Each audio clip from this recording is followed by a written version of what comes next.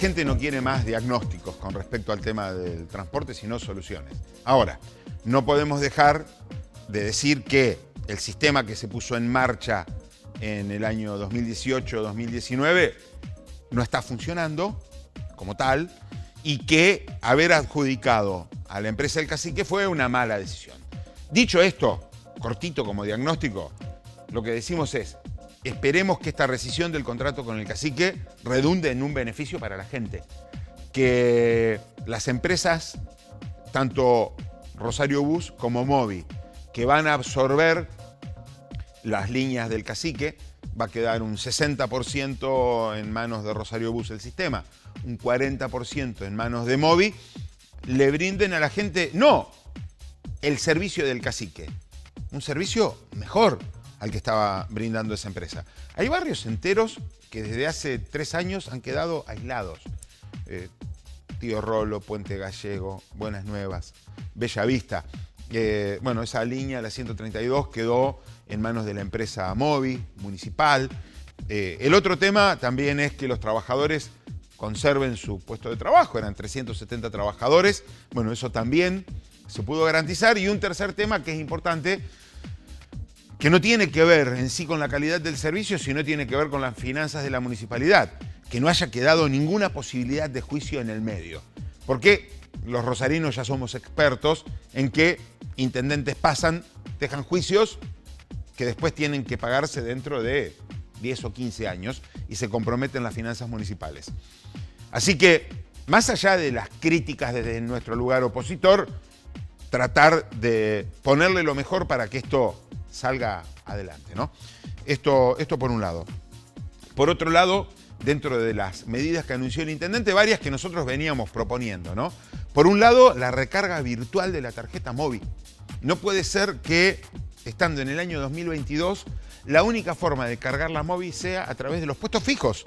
Puestos fijos que además, los que eran de la municipalidad, se cerraron después de la pandemia. Y de los 37 puestos que había, solo quedaron ahora 4 reabiertos.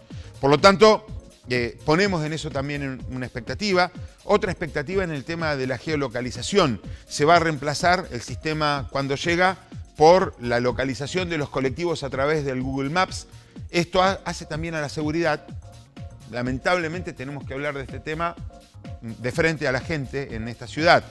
Sin tener un sistema de geolocalización del colectivo, la gente queda regalada en la parada durante media hora. Con un sistema de geolocalización funcionando, vos sabés que salís 2 minutos antes y llega el colectivo. Y eso, para que la gente vuelva a tener confianza en el sistema, es importante. Y finalmente, una reunión que tuvimos el viernes de la semana pasada con parte del gabinete del Ministerio de Transporte de la Nación, encabezado por el ex concejal de la ciudad, Diego Giuliano, y a ver si esta vez podemos finalmente traer la SUBE a Rosario. Si no se cruza ninguna cosa extraña y puede venir la SUBE a Rosario. ¿Y por qué es tan importante que venga la SUBE a Rosario? Porque decenas de miles de rosarinos que hoy pagan 60 pesos el boleto, con el descuento de la SUBE estarían viajando a menos de 30 pesos. Y esto haría que un montón de gente que se bajó del colectivo vuelva a subir.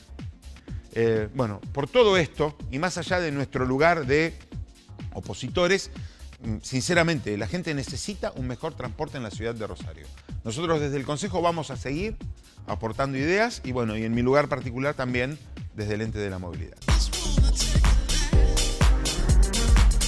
Tuvimos un hecho inesperado que en un sistema que venía bastante flojo, porque había tenido y tiene problemas de gestión, y al no tener ningún tipo de colchón, fondo anticíclico, fondo de garantías, que quizás sea un elemento que tengamos que incorporarle a todo este sistema, la pandemia fue letal para un sistema que venía realmente muy mal. De hecho, no nos podemos olvidar que en el año 2020 hubo más de 90 días de paro en la ciudad de Rosario.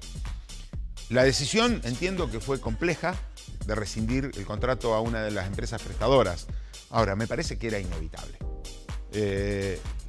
Uno le preguntaba a los usuarios del Cacique, cómo era la prestación del servicio y todo el mundo, todos esos barrios te decían que la calidad del servicio era pésima. Y de hecho, cerca del 80% de los reclamos en el 147 vinculados al transporte tenían que ver con reclamos de las líneas que gestionaba, gerenciaba la empresa del Cacique. Por lo tanto, sabemos que la decisión fue compleja, pero para nosotros no quedaba otra salida. Por eso digo, vamos a ir ahora a pelear por subsidios en Nación, vamos a seguir peleando por compensaciones en provincia, vamos a pelear ante el Senado de la provincia que finalmente Rosario se incorpore al fondo de la Ley de Obras Menores, porque esa plata puede ir en buena parte a sustentar el transporte público en la ciudad de Rosario. No podemos también dejar de recordar que el Consejo decidió que lo recaudado por multas en el nuevo sistema de videovigilancia vaya a engrosar el fondo compensador de transporte. Estamos diciendo que son todas cosas que se ponen a rodar.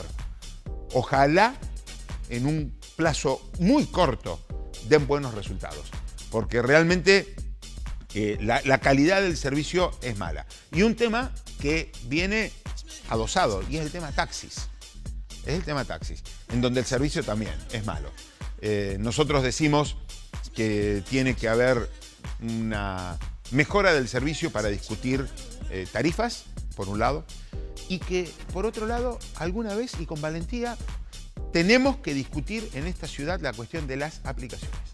No tenemos que tenerle miedo a la posibilidad de que convivan un sistema de taxis con aplicaciones como Uber, como Cabify o como Maxim o como Didi. Nosotros, particularmente desde nuestro espacio político, de hecho tenemos presentados 2 proyectos de ordenanza vinculados al tema y nos parece que es un tema que más temprano que tarde la ciudad tiene que dar el debate. A ver, la idea, y volvemos al principio con lo que hablábamos del transporte, ¿no? La gente ya tiene el diagnóstico de lo que está pasando en la ciudad.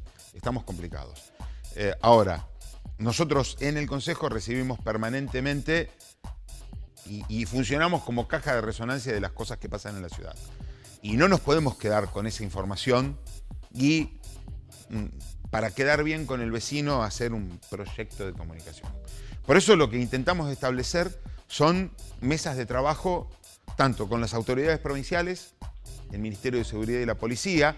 Y entonces, nosotros tenemos una reunión con la vecinal Las Malvinas por la situación compleja que está pasando el barrio Refinería. Bueno, en una mesa de trabajo con el Ministerio de Seguridad le decimos puntualmente que la decisión de haber cerrado la seccional octava fue mala para el barrio y que Las Malvinas está necesitando algún esquema provisorio o de emergencia, porque además hay muchas escuelas en ese lugar. Te doy un ejemplo de la decena de ejemplos que nos llegan a cada uno todas las semanas. Lo mismo hacemos con el tema del control municipal. Hay un código de convivencia que se tiene que poner en marcha durante este año y también la idea es mantener encuentros de trabajo periódicos con las áreas de control de la municipalidad para ir indicando en el territorio los puntos claves, ¿no? Los centros comerciales a cielo abierto, temas complejos como la nocturnidad en Pichincha, que tiene déficits de control indudables y que no nos queremos quedar nosotros con la información que recibimos, sino transmitirla como problemática a las autoridades que tienen que resolver el tema. Y el otro tema tiene que ver con la administración de justicia, ¿no? Tanto la justicia penal provincial como la justicia federal. Y con respecto a la justicia federal, hacer un fuerte reclamo a la nación para que se cubran las vacantes. En una ciudad que está tan atravesada por el drama del narcotráfico, es inconcebible que la mitad de los camaristas, los jueces y los fiscales federales tengan sus cargos vacantes. Porque eso significa que la justicia federal no está trabajando al 100% en la ciudad más complicada hoy por hoy de toda la República Argentina. Es un tema que sabemos, se discute en el nivel nacional, pero en donde nosotros no nos podemos correr de esa discusión y lo que tenemos que hacer es hacer llegar ese reclamo. kirchnerismo lamentablemente apela a la generación de impuestos para ir tratando los agujeros fiscales que ellos mismos generan por sus malas administraciones, ¿no? Y nos parece que ya el sector productivo nada más, nos parece que estamos en una región en donde todo lo vinculado al campo, la agroindustria y los servicios que desde la ciudad le prestamos a la zona rural tienen que ver con una cuestión de esfuerzo, de trabajo, porque hoy se habla de renta inesperada, porque hay una guerra que quizás hizo subir los precios de los granos. Ahora, la pérdida inesperada, ¿quién la cubre? Cuando el productor agropecuario sufre sequía intensa, cuando sufre inundaciones, cuando no puede sacar su producción porque los caminos están en pésimo estado, ¿quién cubre esa pérdida inesperada? ¿El Estado? No, el Estado no está. Por lo tanto, lo que nosotros decimos es que lo que hay que hacer es generar un círculo virtuoso en donde el que genere dinero bien habido pueda reproducirlo en más trabajo y más producción. Es como han salido adelante países después de una guerra. Países después de una guerra. Y nos parece que es el camino y el ejemplo que nosotros tenemos que tomar. Indudablemente que los planes de control de precios han fracasado desde siempre. Tratar de contener los precios de manera artificial es una solución que lamentablemente, ley de abastecimiento, o sea, cada tanto volvemos a hablar de estas cosas que realmente no han tenido buen resultado, para nada, en absoluto. Por lo tanto, lo que seguimos insistiendo es en generar condiciones para que la economía se recupere a partir de inversión genuina. Y no de espantar posibles inversores, sino de atraer posibles inversores y de generar los circuitos que, por ejemplo, tienen que ver con el abastecimiento de energía. Estamos hablando de volver a importar gas de forma masiva en un país que tiene uno de los yacimientos de gas más importantes del planeta y, bueno, estamos hablando una vez más de volver a importar energía. Por lo tanto, tenemos que tener la cabeza puesta en esas decisiones que tienen que ver no con la próxima elección, con los próximos 6 meses o con llegar al verano, sino que tiene que ver con programas sustentables, razonables y a largo plazo.